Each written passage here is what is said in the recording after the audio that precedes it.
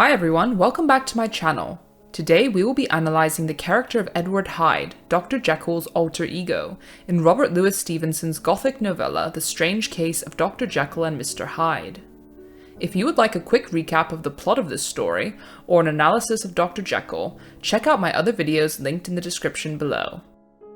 So as I mentioned earlier, Mr. Hyde is the alter ego of Dr. Jekyll, a creature created by scientific experimentation that is a manifestation of all the Doctor's bad characteristics.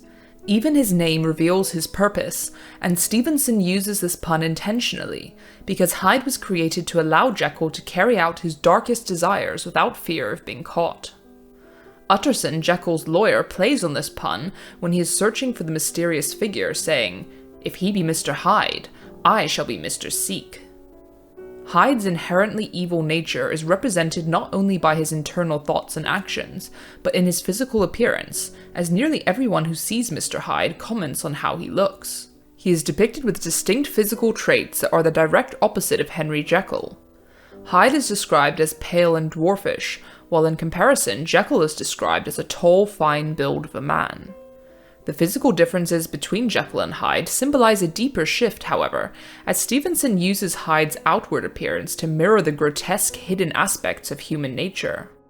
Apart from these physical traits, however, there is also something about Mr. Hyde which is very off-putting, although people seem to have trouble putting their finger on exactly what it is. Mr. Enfield says, "There is something wrong with his appearance, something displeasing, something downright detestable," while Mr. Utterson describes him as giving an impression of deformity without any nameable malformation. The fact that almost every person who encounters Hyde experiences a similar disgust speaks volumes about how rotten and bad he is to the core, as he simply cannot hide his evil nature. Hyde is also repeatedly referred to in animalistic terms, being described as ape-like, a creature, like a monkey, and bestial. Not only does this serve to shock the reader and suggest that Hyde is less than human, but it also links to the concept of atavism, or devolution, something that Victorian people at the time were very worried about. This theory hypothesized that if humans could evolve from apes and other more primitive forms of life, there was a possibility that we could go back to that state as well. Stevenson definitely plays on these fears throughout the story to heighten the gothic and horror aspects of this novella that takes place not in some far-off land, but right at home in London. However, although he is animalistic in nature and often acts recklessly, he is still crafty and clever, using his wits to get him out of situations which would otherwise have led to him being jailed or killed. When he tramples over the young girl in front of witnesses, he knows better than to ignore Enfield, who threatened that he would make such a scandal out of this as should make his name stink from one end of London to the other, and wisely pays them off. And after the murder of Sir Danvers, he allows Jekyll to take over when it is necessary for him to maintain his cover, as he says, "His terror of the gallows drove him continually to commit temporary suicide, and return to his subordinate station of a part instead of a person." Because the evil in Mr. Hyde practically oozes out of his skin, his impact on other characters in this story is unsettling to say the least. The way others react to him is marked by a mixture of fear, curiosity, and repulsion.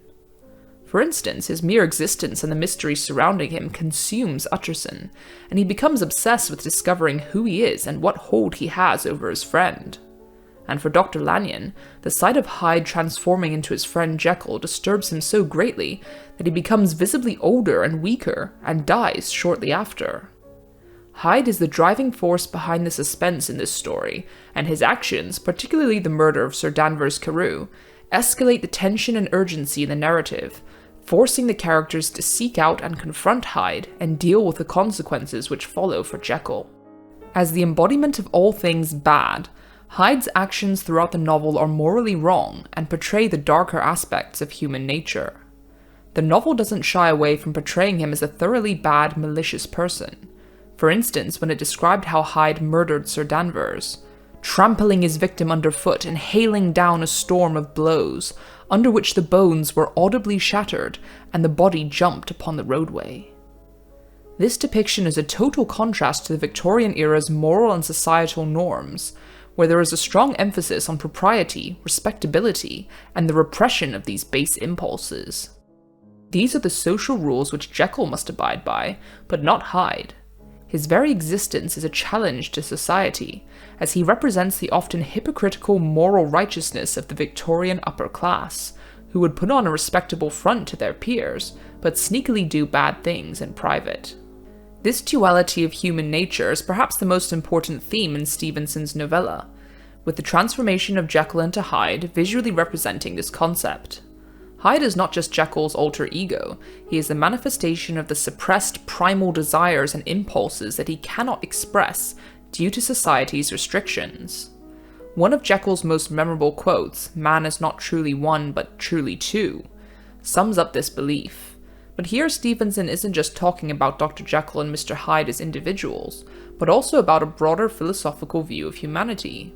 The novel suggests that everyone has two sides to them, the moral and the immoral side, the so-called civilized side, and a more primal, wild side. Hyde's existence is proof of this internal battle, where the struggle is not just between good and evil, but between societal expectations and personal desires.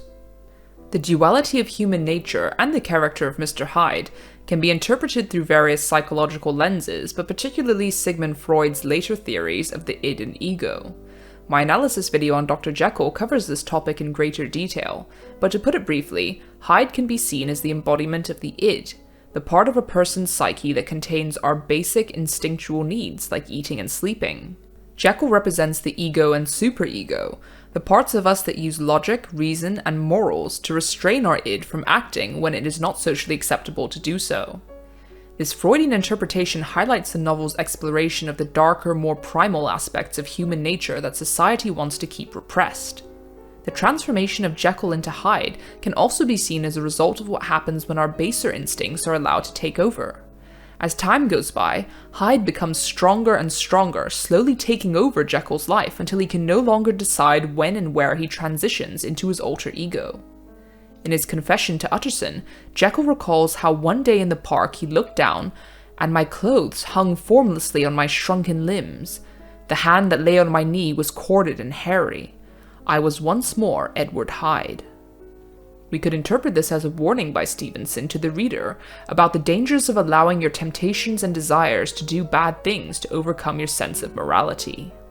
The moral and ethical implications of Hyde's actions, and by extension Dr. Jekyll's, are also central to the narrative. The creation of Hyde allows Jekyll to do socially and morally unacceptable things without facing the consequences personally. This separation of conscience and action raises significant ethical questions. As Jekyll himself admits, I was the first that could thus plausibly hide his darker self. This ability to separate oneself from one's immoral actions puts forth a disturbing question about the nature of responsibility and guilt. Jekyll sees Hyde as a totally separate being, as he gives him a name, buys him a house, and dresses him in different clothes. Because of this, he is able to satisfy his conscience and let Hyde continue to indulge in worse and worse behavior. As he says, "It is Hyde alone that was guilty." But what do you think? Does it make you any less responsible if you never have to face the consequences of your actions? Is Jekyll equally responsible for the crimes of Hyde? It's important to remember that by putting all his evil parts into Hyde, Jekyll is not now some saint that is purely good. He remains the same, a mix of good and bad characteristics, otherwise he would never keep returning to that form. I had now two characters. One was wholly evil, and the other was still the old Henry Jekyll. The only difference is that he has created and let loose an additional monster that embodies all of the darkest parts of himself that he had previously tried to hide. Although he is a truly nasty, horrible person, Hyde seems to have some kind of allure to the other characters, as people are drawn to him out of shock and horror at his ability to be cruel and violent without any remorse, and perhaps because they can see their own repressed dark sides mirrored in him. And this is true not only of the story, but even in popular culture today. Hyde's character has left a lasting impact on literature and the world in general, as his name is almost synonymous with the concept of having a hidden self. So to sum up, Stevenson uses the character of Edward Hyde to provide a sharp commentary on Victorian society. We could see his character as a criticism of the rigid and often hypocritical moral standards of the time.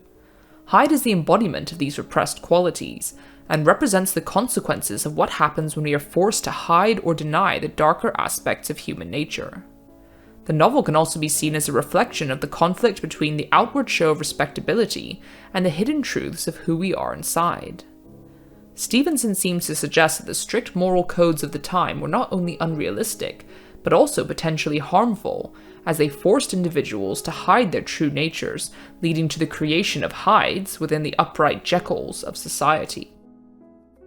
Thanks for watching, guys! Stay tuned for follow-up analysis videos soon to come. See you next time!